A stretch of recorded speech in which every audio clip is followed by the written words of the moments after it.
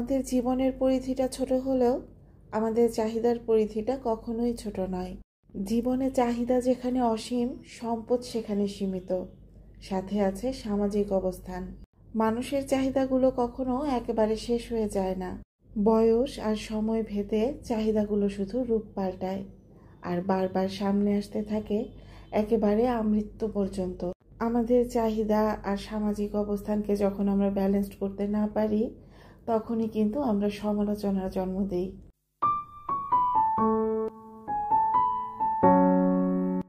আসসালামু আলাইকুম, welcome back to my channel my daily life and kitchen থেকে আমি শিশির নতুন একটা ব্লগ ভিডিওতে ওয়েলকাম করছি। আশা করছি সবাই ভালো আছেন, সুস্থ আছেন। আমরাও আলহামদুলিল্লাহ ভালো আছি। গত ভিডিওতে তো আমার প্রাইম মিনিস্টারকে দেখায়নি, তো সেই জন্য আপুদের অনেক কমপ্লেন ছিল। তো আজকে ভিডিও শুরুতেই দেখিয়ে দিচ্ছি। প্রতিদিন সকালে আমরা যখন নাস্তা করি ঠিক সেই টাইমটাতেই আব্বা সবসময় ভিডিও কল দেয় আর সাফানোর দাদু ভাইয়ের সাথে গল্প করতে থাকে। তো আজকেও তাই করছে। দিনের মধ্যে আব্বা অন্তত 3 থেকে 4 বার ফোন দেয়ই, কিন্তু সকালবেলা যখন এই টাইমটাতে ফোন দেয় তখন গল্পের পরিমাণটা একটু কম হয়, কারণ বেশিক্ষণ গল্প করলে হয় কি খাবারের মুডটাই একেবারে ঘুরে যায়। আর এইদিকে আমি বারবার নিষেধ করা সত্ত্বেও আমার নায়ক সাহেব লুঙ্গি পরে ক্যামেরার সামনে চলে এসেছে। তো প্লিজ আমার ঘরের লুঙ্গি পরা বেটা মানুষকে একটু ইগনোর করবেন। আমাদের একটা প্রচলিত কথা আছে, সংসার সুখের হয় রমণীর গুণে। কথাটা সবসময় এরকম না হয়ে এমন হওয়া উচিত, সংসার সুখের হয় রমণীর গুণে, যদি গুণবান পতি থাকে তাহার সনে। পতি সাহেব যদি গুণবান হয়, যদি তার স্ত্রীকে বোঝে, তার স্ত্রীকে সম্মান করে, মূল্যায়ন করে, তাহলে সেই পতি সাহেব লুঙ্গি পরুক আর ট্রাউজারই পরুক, সেটা আসলে দেখার বিষয় নয়। আমাদের সকালের নাস্তাটা শেষ হয়ে গেছে। তো আজকে সকালবেলা অনেকগুলো মাছ এনেছে, খালা সেগুলো কিচেনে বসে কাটছে, আর এদিকে আমি ডাইনিং টেবিলটা একটু ক্লিন করে নিচ্ছি। আজকে একেবারে মন খুশিতে টিং টিং করছে, খুব খুশি মন নিয়ে ঘরের কাজগুলো করছি। একটু একটু করে সংসার গুছিয়ে নেওয়ার স্বপ্নগুলো পূরণ হচ্ছে আলহামদুলিল্লাহ। এই যে স্প্রে বোতলটা, এটা দিয়ে যখনই আমি কোনো কিছু ক্লিন করতে যাই, এটা আমার সাথে সবসময়ই বেইমানি করে। এটার মুখ আটকে থাকবে, বারবার ঘুরিয়ে এটার মুখটা ঠিক করে নিতে হয়। তো আমার ক্ষেত্রে শুধুমাত্র এই প্রবলেম হয় কিনা আমি বলতে পারবো না। আপনাদের যদি কারোর সাথে এরকম হয় তাহলে কিন্তু আমাকে অবশ্যই জানাবেন। ভিডিওটা যারা দেখা শুরু করেছেন, যদি আমার ভিডিওতে দেখানো কোনো একটা অংশ আপনার কাছে ভালো লেগে যায়, প্লিজ একটা লাইক দিতে ভুলবেন না। আর আজকে যারা আমাকে প্রথম ভিজিট করছেন, চাইলে চ্যানেলটা সাবস্ক্রাইব করে দিতে পারেন। প্রত্যেকটা বিবাহিত মেয়েরই ইচ্ছে থাকে সংসারটা খুব গুছিয়ে করব, কিন্তু তার হাজবেন্ড যদি তার সাপোর্টে না থাকে, তাহলে তার ইচ্ছে থাকা সত্ত্বেও সে গুছিয়ে সংসারটা করতে পারে না। একজন মেয়ের একার পক্ষে কখনোই তার সংসারটা গোছানো সম্ভব নয়। একটা সংসার সুন্দরভাবে গোছাতে হলে হাজব্যান্ড ওয়াইফ দুইজনেরই স্বতঃস্ফূর্ত অংশগ্রহণ থাকতে হয়। এমন অনেক সংসার আছে যেখানে সাংসারিক কেনাকাটাগুলো পুরোটাই করে থাকে ওয়াইফ, মানে তার হাজব্যান্ডের হাতে হয়তোবা একেবারে সময়ই নেই। সেই ক্ষেত্রে একজন মেয়ে হয়তোবা তার মনের মতো করে সংসারটা সাজিয়ে নিতে পারে, কিন্তু তার হাজব্যান্ডের কাছ থেকে সে যদি কোনো ফিনান্সিয়াল সাপোর্ট না পেত, সেই ক্ষেত্রে তার পক্ষে ইচ্ছে থাকলেও সংসারটা কিন্তু গোছানো সম্ভব না। একটা সংসার গুছিয়ে নেওয়ার জন্য একটা মেয়ের ইচ্ছে তো থাকে, সাথে কিন্তু তার হাজব্যান্ডেরও ইচ্ছে থাকতে হয়। সংসারের জন্য আপনি হয়তোবা একটা জিনিস কিনে নিয়ে আসলেন, আপনার হাজব্যান্ড হয়তোবা রাগ করে বসে রইল, বা আপনার হাজব্যান্ড একটা জিনিস নিয়ে আসলো, আপনার সেটা পছন্দ হলো না। কিছু কিছু ক্ষেত্রে এই জিনিসগুলো সুখ তো বয়ে আনেই না, বরং সাংসারিক জীবনে একটা অশান্তি নিয়ে আসে, কোনো কোনো সংসারে অভিশাপ হয়ে দাঁড়ায়। চাহিদা, স্বাদ, সামর্থ্য সব কিছু অনুযায়ী দুইজন মিলে আমাদের এই ছোট্ট সংসারটা একটু একটু করে সাজিয়ে গুছিয়ে নিচ্ছি আলহামদুলিল্লাহ। মনে খুব ফুর্তি নিয়ে ঘরের কাজগুলো শেষ করে এই যে প্রচণ্ড গরমের মধ্যেও নাচতে নাচতে রান্নাঘরে ঢুকে গেছি, রান্না করব। আজকে সাফানের বাবা আমাদের অনেক দিনের একটা ইচ্ছে পূরণের ইঙ্গিত দিয়েছে। এবারের ইচ্ছেটা পূরণ করার ক্ষেত্রে আমার খুব একটা মিটিং মিছিল করতে হয়নি, তো সেই জন্যই মনটা অনেক ভালো। তো যাই হোক, এখানে হচ্ছে নারকেল দুধ বের করে নিচ্ছি। এক একজন কিন্তু এক এক রকমভাবে নারকেল থেকে দুধ বের করেন। নারকেলগুলোর সাথে সামান্য একটু গরম পানি দিয়েছিলাম আর এগুলো ব্লেন্ড করে নিয়েছি। অনেকে কিন্তু পাটায় বেটেও নারকেলের দুধটা বের করেন। নারকেল দুধ বের করার ক্ষেত্রে প্রথমবার কিন্তু একটু ঘন দুধ বের হয়, তো এই নারকেলটা যখন সেকেন্ড টাইম ব্লেন্ড করা হয় তখন কিন্তু আবার একটু পাতলা দুধ বের হয়ে আসে। আমি জানি, আমার অভিজ্ঞ আপুরা তো সবাই জানেন, তো নতুন রাঁধুনিদের জন্যই কিন্তু একটু একটু করে বলে দিচ্ছি।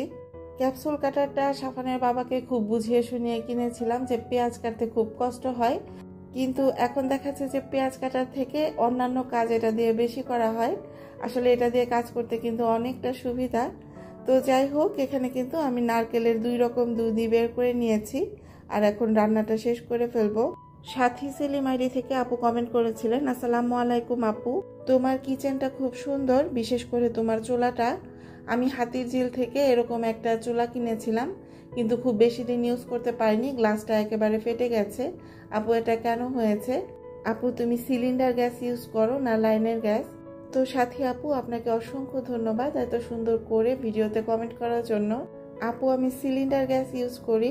আমার এই চুলাটা কিন্তু গ্লাসের নয়, আমার এই চুলাটা গ্রানাইটের। গ্লাসের চুলাগুলো গরম অবস্থায় যখন কন্টিনিউয়াসলি ক্লিন করা হয় একটা সময় কিন্তু টেম্পার ধরে রাখতে পারে না, চুলাগুলো ফেটে যায়।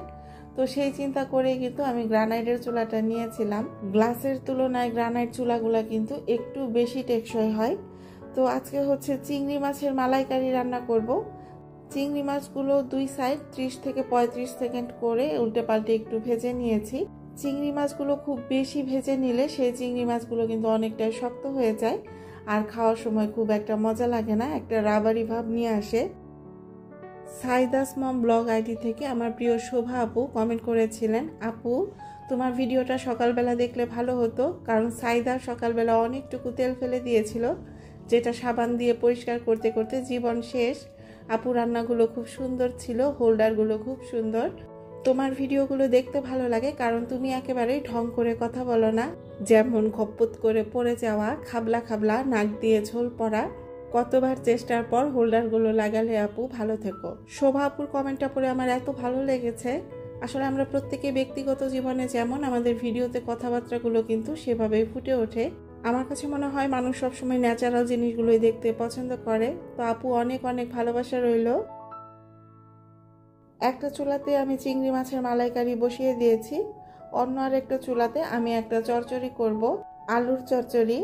তো সেদিন আন্তিককে দেখছিলাম আলুর চচ্চড়ি দিয়ে সকালবেলা সম্ভবত রুটি অথবা পরোটা খাচ্ছে। আমি চচ্চড়িটার মধ্যে আলুর সাথে একটু ডাল দিচ্ছি, মশলার মধ্যে 5 ফোড়নের একটু ফোড়ন দিয়েছিলাম আর হলুদের গুঁড়ি, সামান্য একটু ধনিয়ার গুঁড়ি দিয়েছি। মশলা বলতে ব্যাস এতটুকুই। রান্না করতে করতে মশলার আন্দাজ অনেকটাই ঠিক হয়ে গেছে, কিন্তু কিছুতেই লবণের আন্দাজটা ঠিক করতে পারছি না। কোনো কোনো সময় দেখাচ্ছে যে 2 বার 3 বারেও লবণ দিতে হয়।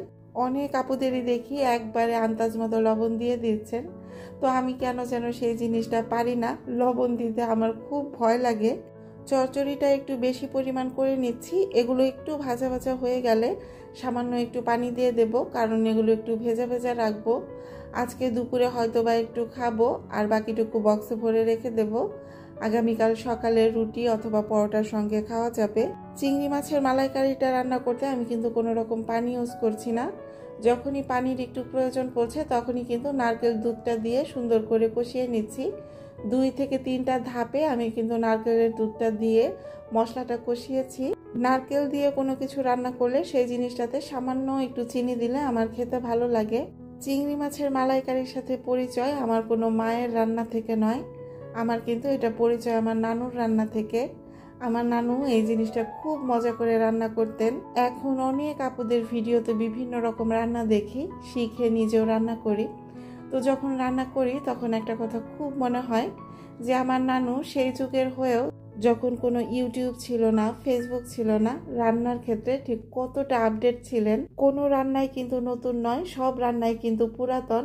আমার কাছে মনে হয় এখন আমাদের কোনো রান্না শেখার ইচ্ছে হলে আমরা যেমন বিভিন্ন ভিডিও দেখি, আর তাদের ওই সময়টাতে তারা যখন কাউকে নতুন কোনো কিছু রান্না করতে দেখতেন তারা খুব মনোযোগ সহকারে সেই রান্নাটা মাথায় গেঁথে নিতেন। মনের মধ্যে ফুর্তি নিয়ে ফুল স্পিডে দুপুরের রান্নাটা শেষ করেছি। এরপর সাফানের বাবা ফোন দিয়েছিল নিচে যাওয়ার জন্য। মূলত যে জিনিসটা সংসারের জন্য নতুন কিনবো সেই জিনিসটা আমরা এখন দেখতে যাব। এমনিতে কোথাও বেড়াতে যাওয়ার কথা থাকলে রেডি হতে কিন্তু অনেকটা সময় নেই, কিন্তু আজকে একেবারে সময় নেইনি। বাসায় যে জামা কাপড় পরা ছিলাম সেটার উপরে বোরখাটা টান দিয়ে পরে নিয়েছি, তাড়াতাড়ি নেমে যাচ্ছি। মেয়েদের হাজার গরম, অস্থির, পেট ব্যথা, মাথা ব্যথা থাকলেও কোনো কিছু কেনাকাটার ক্ষেত্রে পেট ব্যথা, মাথা ব্যথা, অস্থিরতা সব একেবারে সেরে যায়। মানে শপিং হলো মেয়েদের সর্বরোগের মহা ঔষধ। তো সংসারের জন্য আরো একটা নতুন শখের জিনিস নিতে এসেছি। শোরুমটা ঘুরে ঘুরে দেখছিলাম। সাফানের বাবা বলছিল এরপরে কি নেবে সেটা ভালোভাবে দেখে যাও। ইনস্ট্যান্ট এরকম কথা শুনলে মাঝে মাঝে কিন্তু খুবই মেজাজ গরম হয়, কিন্তু তাকে কোনো কিছু বলি না, কারণ আমি সবসময় এরকমই করি। হয়তোবা একটা জিনিস কিনতে যাই, কিনতে গিয়ে আরও একটা জিনিস দেখে আসি, পরবর্তীতে কিছুদিন পর আবার সেই জিনিসটা কিনতে যাই। আমরা মূলত সিঙ্গারের শোরুমে গিয়েছিলাম। আমার একটা মাইক্রোওয়েভ ওভেনের খুব দরকার ছিল, তো ওভেনটা বেশ কিছুদিন ধরেই কিনতে চাচ্ছি, কিনি করে আর কেনা হচ্ছিল না। যে জিনিসটা একবার মাথায় ঢুকে যায় যে ওই জিনিসটা আমার কিনতে হবে, তখন দেখাচ্ছে যে পদে পদে শুধু সেই জিনিসটারই দরকার পড়ে। ওই জিনিস ছাড়া ঘরের আর সব কাজ একেবারে কঠিন হয়ে যায়। আমার কিন্তু একটা ওভেন আছে, এটা কিন্তু মাইক্রোওয়েভ নয়, এটা একটা ইলেকট্রিক ওভেন। তো এই ওভেনটা আসলে কেনা ছিল না, ওভেনটা ছিল গিফটের। এতদিন পর্যন্ত এটা দিয়ে ঠেলা গুতা দিয়ে চলেছি, কিন্তু এখন আর চলতে পারছি না। ওভেন কেনার ক্ষেত্রে অনেকেই কিন্তু ভুল করে ফেলেন, ভুল করে শুধুমাত্র ইলেকট্রিক ওভেনটা কিনে ফেলেন। আমি মনে করি বাসা বাড়িতে ইউজ করার জন্য এটা কিন্তু অনেক বড় একটা ভুল, কারণ ইলেকট্রিক ওভেনে শুধুমাত্র কেক আর বেকিং ছাড়া আমার মনে হয় না কোনো একটা জিনিস ভালো মতো হয়। মাইক্রোওয়েভ ওভেনের ক্ষেত্রে যেখানে খাবার টাবার 2-1 মিনিটে গরম হয়ে যায়, সেখানে একটা ইলেকট্রিক ওভেনে কোনো খাবার গরম দিলে সেটা গরম হতে কম করে হলেও 20 থেকে 25 মিনিট লাগে। তো সেখানে কিন্তু বিদ্যুৎ খরচটাও অনেক বেশি। তো আমার কাছে মনে হয় যারা প্রফেশনালি শুধুমাত্র বেকিংয়ের কাজ করেন তাদের ক্ষেত্রে ইলেকট্রিক ওভেনটা ওকে, কিন্তু বাসাবাড়িতে ইউজ করার জন্য আমার কাছে মনে হয় মাইক্রোওয়েভ ওভেনটাই বেস্ট। এখন যে মাইক্রোওয়েভ ওভেনগুলো পাওয়া যায় এগুলো কিন্তু আমি বলবো 3-in-1। এখানে বেকিংয়ের কাজ যেমন করা যাবে, রান্না করা যাবে, খাবার তো গরম করা যাবে, সাথে এয়ার ফ্রায়ারের যে কাজগুলো সেগুলোও কিন্তু ওভেনগুলোতে করা যায়। তো সেই ক্ষেত্রে এক্সট্রা করে এয়ার ফ্রায়ারের কোনো প্রয়োজন হয় না। আমার মূলত ইচ্ছে ছিল আমি ওয়ার্লপুল ব্র্যান্ডের একটা ওভেন নিব, কিন্তু আমার এখানে ওয়ার্লপুলের কোনো শোরুম নেই। তো বাধ্য হয়ে আমাকে সিঙ্গার থেকেই ওভেনটা আনতে হয়েছে। হয়তোবা দূর থেকে আমি আমার পছন্দের ব্র্যান্ডের ওভেনটা কিনতে পারতাম, কিন্তু ইলেকট্রিক জিনিস কোনো কারণে যদি নষ্ট হয়ে যায় সেটা তো ঠিক করার একটা ব্যাপার আছে। তো সেই জন্যই সিঙ্গার থেকে আমার ওভেনটা আনা। সিঙ্গারের শোরুমটা যেহেতু আমার বাসার খুব কাছে, তো কোনো কারণে যদি কোনো ঝামেলা হয় তাহলে কিন্তু খুব সহজেই এটা আমি ঠিক করে নিতে পারবো। অ্যাজ ইউজুয়াল ওভেনের ভিতরে যা থাকে এটার ভিতরেও তাই ছিল। সিঙ্গারের এই মাইক্রোওয়েভ ওভেনটা 30 লিটারের, আর এটার প্রাইস নিয়েছিল 20,990 টাকা। আমি একটা জিনিস বুঝি না, এই যে 990 টাকার ব্যাপারটা, এটা সরাসরি 21,000 টাকা বলে দিলে কি হয়? আসলে এটা কিন্তু একটা বিজনেস পলিসি। 20,000 শুনতে কম শোনাচ্ছে, 21,000 বললেই আবার একটু বেশি শোনা যাবে। আমার কাছে মনে হয় এই জন্যই তারা এরকম বলে থাকে। তো সিঙ্গারের এই ওভেনটার উপর এখন কিন্তু অফার চলছে, তো এই জন্যই 20,990 টাকায় নিতে পেরেছি। নর্মালি এটার দাম কিন্তু আরেকটু বেশি। এতদিন পর্যন্ত যেহেতু ইলেকট্রিক ওভেন ইউজ করেছি, তো মাইক্রোওয়েভ ওভেনের ফিচারগুলো কিন্তু আমার জানা ছিল না। তো সাফানের বাবা আমাকে একটু একটু করে সব বুঝিয়ে দিচ্ছিল, দেখিয়ে দিচ্ছিল। এক এক ওভেনের ফিচার কিন্তু এক এক রকম থাকে। তো এর আগে যত মাইক্রোওয়েভ ওভেন আমি দেখেছি সেগুলোর কোনোটার সাথে এটার কোনো মিল পাচ্ছিলাম না। তো সেই জন্যই হাতে কলমে শিখে নিচ্ছিলাম যে এটা কিভাবে ইউজ করব। তো আলহামদুলিল্লাহ সংসারের আরও একটা স্বপ্ন পূরণ হলো। এভাবে যেন সামর্থ্য অনুযায়ী একটু একটু করে শখগুলো পূরণ করতে পারি। সবাই দোয়া করবেন। তো আজকের ভিডিওটা এই পর্যন্তই ছিল। সবাই ভালো থাকবেন, সুস্থ থাকবেন, আমাদের জন্য দোয়া করবেন। আল্লাহ হাফেজ।